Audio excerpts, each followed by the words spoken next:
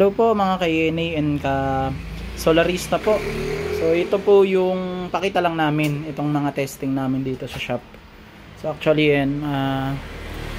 dami po tayong orders ng mga installer natin at saka mga ating mga nagdi-DIY. So ngayon po may isa kaming customer na nag-request ng i-parallel na yung inverter nila. So gagamitin kasi nila ito sa isang site nila.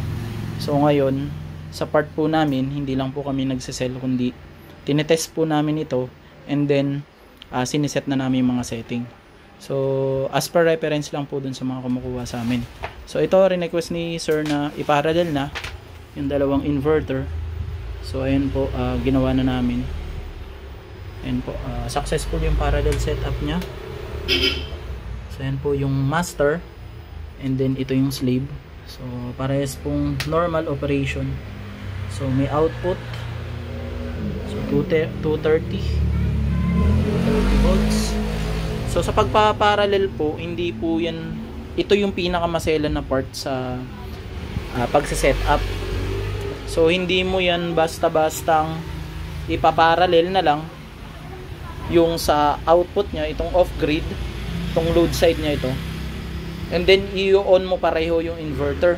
So without connecting yung mga parallel cables po natin. Kasi just in case na hindi successful yung parallel setup nyo, pwedeng masira yung either isa sa mga inverter nyo or pinakamasaklap dyan yung parehong inverter nyo.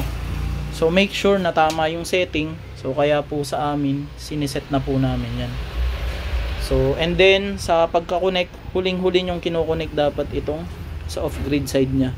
So grid tie, walang problema yan, walang short circuit na mangyayari dyan. Pero dun sa load side nya, so yan yung iingatan nyo.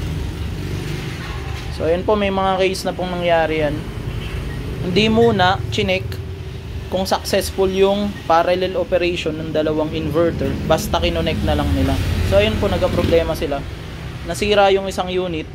So yung isa buhay pa, pero parang may tama na rin. So case to case basis yun. Yung iba naman pareho nasisira. So ayun po, iingat po kayo doon, inform lang namin kayo. So make sure na tama po, lalong lalo na dun sa ating mga nagdi-DIY po. So ayun, nandito naman po ang ENA Solar Shop para i-guide po kayo sa mga setting at sa mga connection.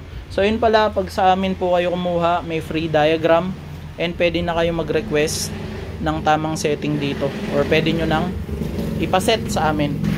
So ayun po, muli ENA Solar Shop. So visit lang kayo sa store namin. So sobrang dami po namin ditong package na pwedeng i-offer sa inyo at mga quality materials. So ayun po, maraming salamat po. Thank you po.